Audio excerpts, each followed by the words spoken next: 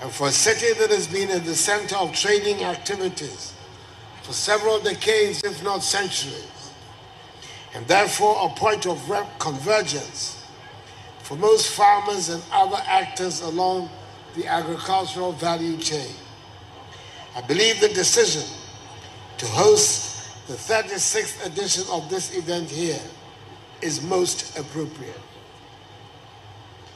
This year's Farmers' Day celebration has taken on even more significance in view of the ravages caused by the novel COVID-19 pandemic, which has disrupted all aspects of national life.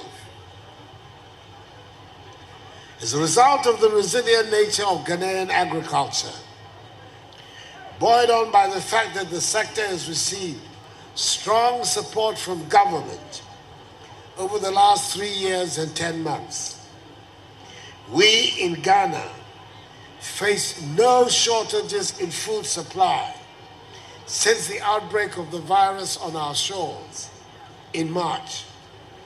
And our country has since been able to stand on its own 2 feet in spite of the obviously difficult times. So, on behalf of government and the people of Ghana, I express the appreciation of a grateful nation to farmers and fisherfolk across the country for achieving this historic feat. I say a big aiko to all of you. Chairperson, Nana Chairperson, when I took the oath of office on 7th January 2017 at the Black Star Square in Accra, I indicated I was going to do everything in my power to accomplish the task of the mandate given to me and to justify the overwhelming show of confidence in me by the good people of this country. That meant moving the country forward to ensure sustainable development and shared prosperity. And it was to be reflected in every aspect of the economy, including, in particular, agriculture.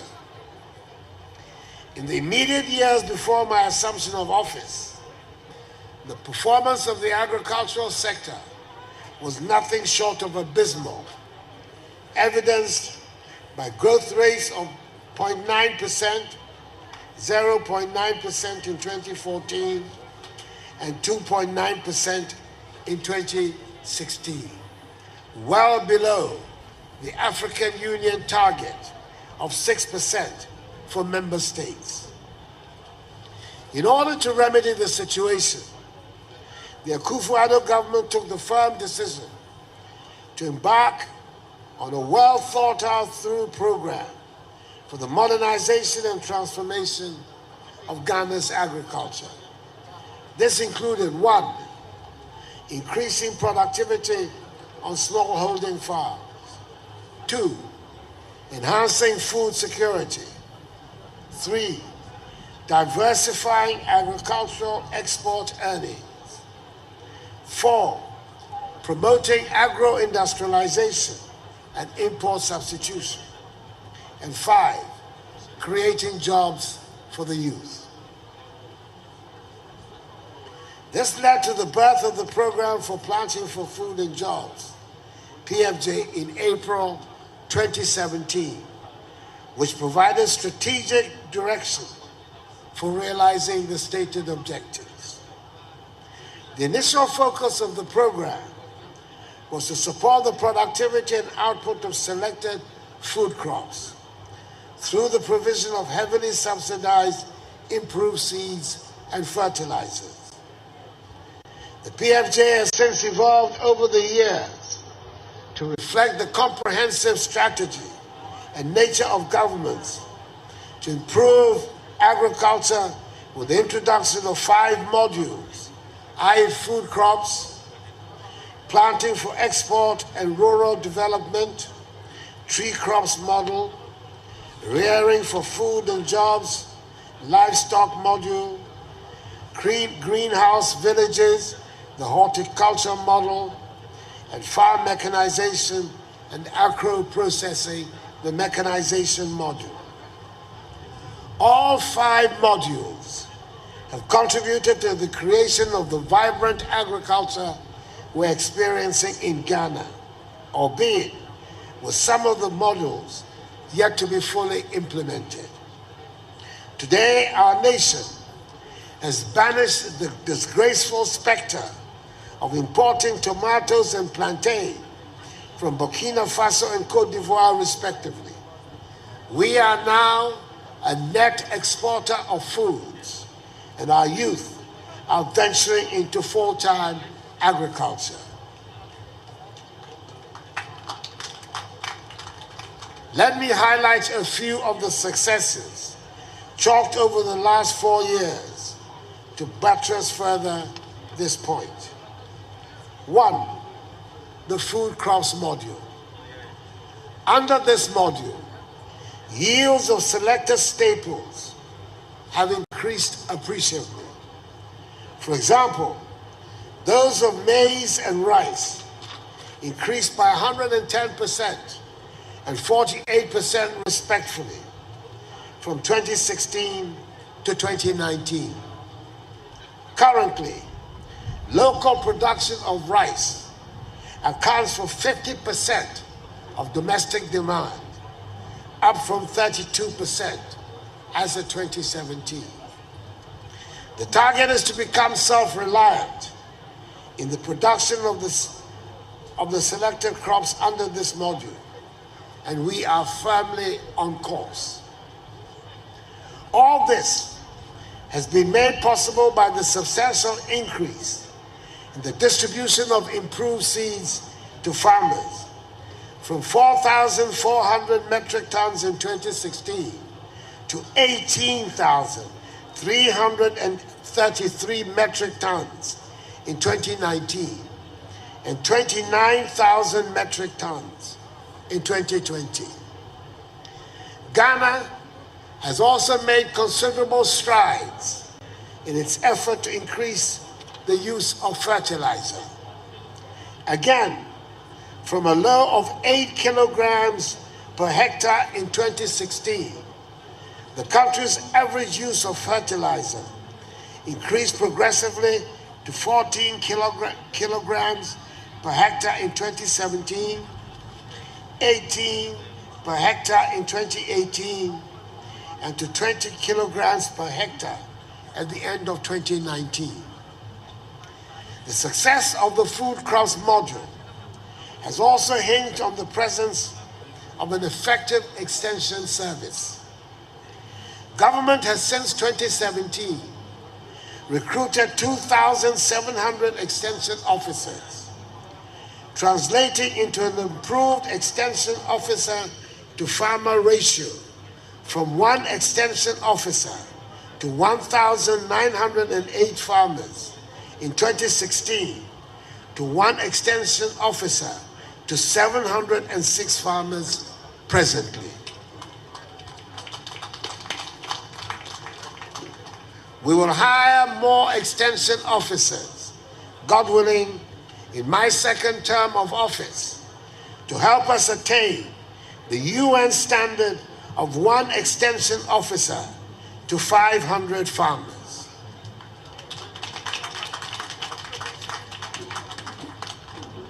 Another major intervention under the food crops model has been the construction of 81,000 metric ton capacity warehouses throughout the country, which will help address the problem of post-harvest losses, thereby helping to guarantee farmer incomes, enhancing marketing, and encouraging food processing.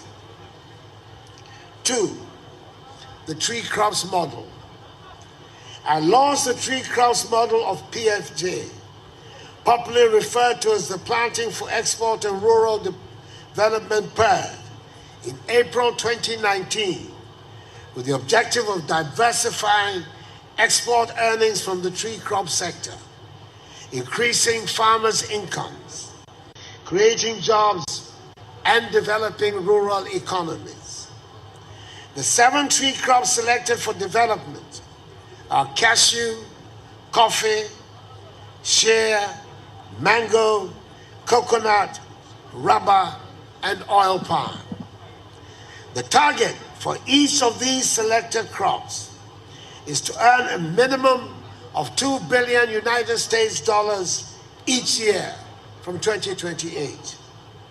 This target translates to a total of some 14 billion United States dollars annually, compared to the 2,300,000,000 United States dollars from cocoa today.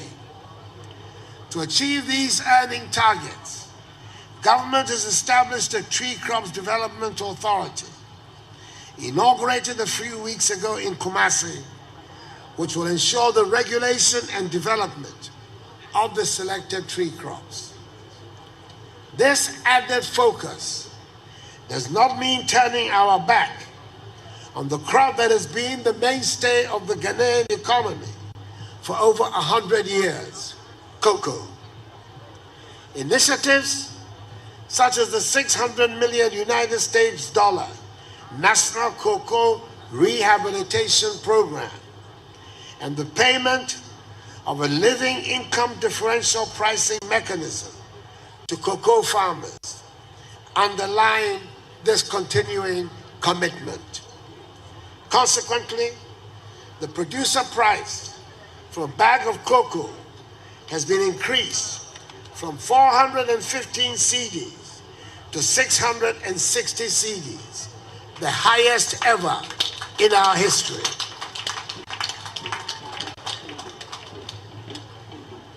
Three, the livestock module.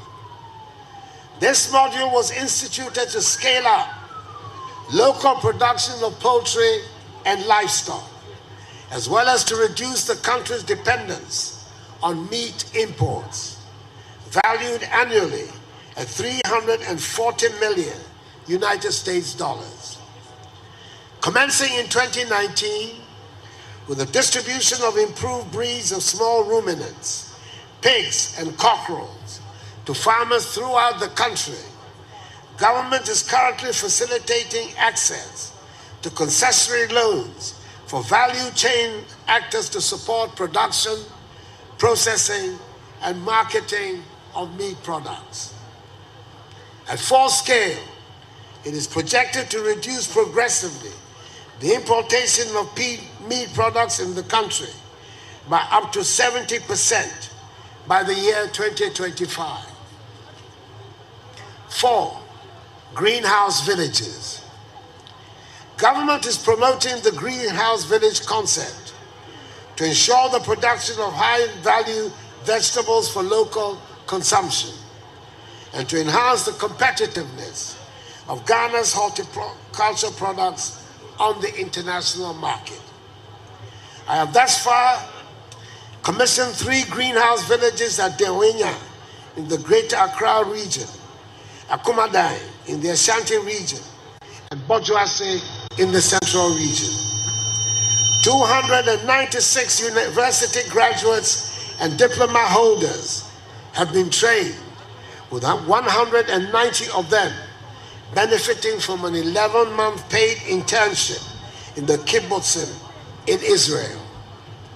Export of greenhouse products, vegetables on the international market will bolster foreign exchange earnings of the country. 5, mechanization. In order to move away from the dependence on manual labor the smallholder farmers have become accustomed to, government, through the More Food program, has supplied 230 tractors and 11,450 assorted machinery and equipment from Brazil since 2017. Concessionary agreements have been concluded with India and the Czech Republic for the supply of a large consignment of food and farm of farm and processing machinery, including handheld farm implements, to be sold at subsidized rates. From 2021, the Exim Bank of India will facilitate the supply of farm machinery, agro-processing, and other value-adding machines to the tune of 150 million United States dollars. Chairperson, Nana Chairperson, let me also give an account of some of the other interventions put in place by government to boost the development of agriculture. Irrigation. Since independence, Ghana has put only 3.2% of its arable land under irrigation. The effects of climate change on food production makes it imperative to shift from rain-fed agriculture to irrigation. This has informed government's introduction of the One Village, One Dam program and the intensification of efforts to rehabilitate existing schemes. Since 2017, the Ghana Irrigation Development Authority, GIDA, has completed 10 out of 14 small dams. The rehabilitation of the Pong Left and Right Bank irrigation schemes and the Tono irrigation scheme is ongoing, and once completed, 7,690 acres of land will be put under irrigation. Government has also initiated the construction of the Pualugu multipurpose dam, an additional 24,000 hectares of land under irrigation. Additionally, the Ministry of Special Development Initiatives has constructed some 500 small dams in the northern regions of Ghana. Marketing. Having achieved increased productivity through PFJ, the emphasis is now on how to improve marketing and processing of food crops to enhance profitability. Government strategic intervention has been to revamp the National Food Buffer Stock Company, NAFCO, to enhance market access and storage. The company since 2017 has been involved in the purchase of foodstuffs at the farm gates and the supply of same to senior high schools and others at the basic level under the school feeding program. In the quest to improve marketing further, government has established the Ghana Commodity Exchange to enhance access to markets for farmers and aggregators, and also guarantee the quantity, quality, and timeliness of traded commodities. Food exports. One clear indicator attesting to the overwhelming success of the food crops model under the PFJ is the export of Ghanaian foodstuffs to neighboring countries. Based on official records and the Statistics Research and Information Directorate of the Ministry of Food and Agriculture, Ghana exported some 130 metric tons of 19 different foodstuffs to neighboring countries in 2018, valued at the equivalent of 90 million United States dollars.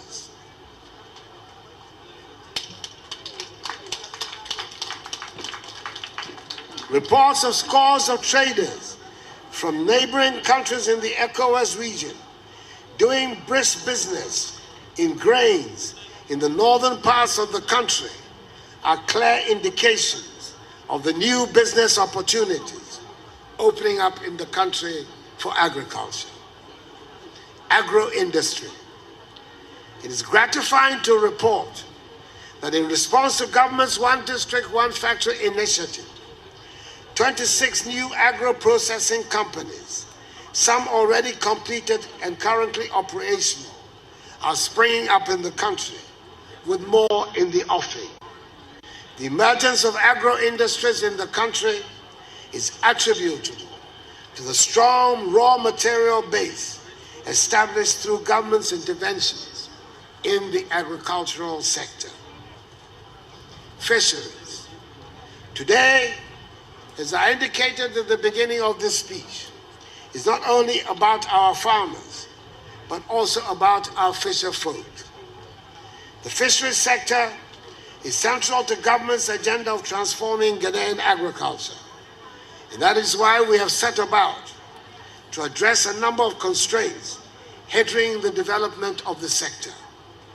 These include the management of capture fisheries through digitization, disease surveillance, and siting of aquaculture installations on the Volta Lake, construction of landing sites and harbors along the coast to improve the working areas of fishers, which will ensure that when completed, fishers will be able to berth vessels and canoes safely.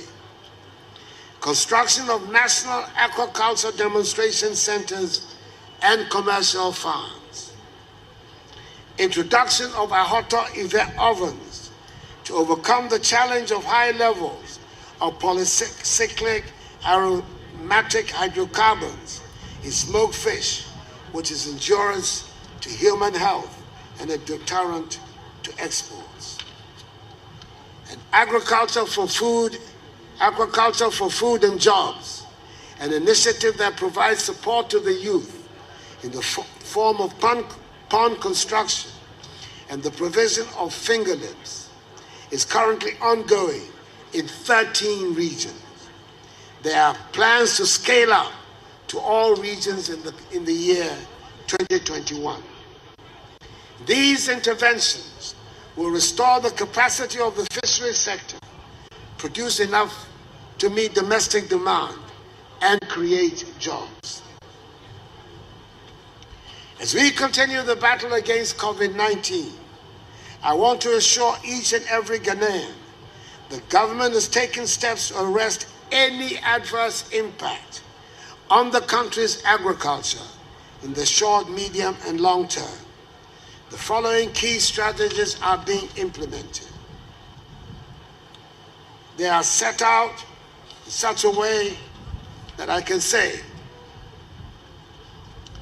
Before I conclude, there's one matter of importance I must address. Studies by educationalists on social mobility show that wards of cocoa farmers are amongst the least likely to access higher education. Of the total number of students participating in tertiary education, only a small percentage are supported by guardians who derive their livelihoods from farming and agricultural-related occupations. To this end, government has taken the decision to begin implementing a scholarship scheme directed at the wards of cocoa farmers who want to access tertiary education.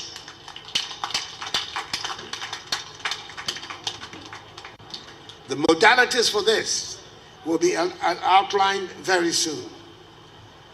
Chairperson, Nana Chairperson, a lot has been accomplished in the first term of my tenure as President of the Republic.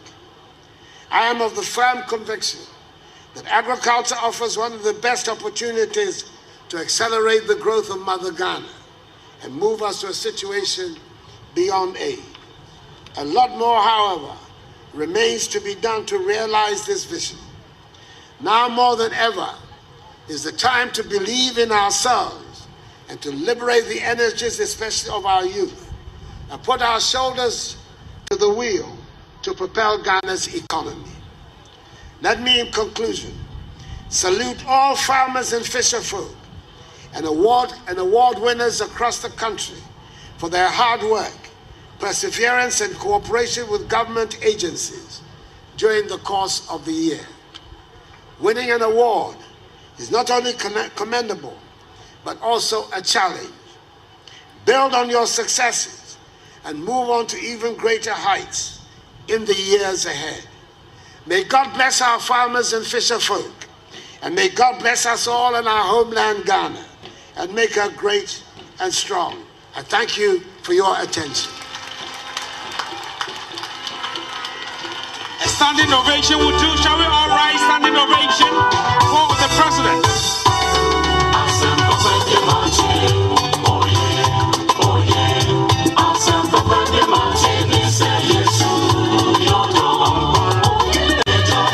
We are observing a standing ovation for the president of the republic, Nana Addo Dankwa Akufo-Addo. Oh yeah.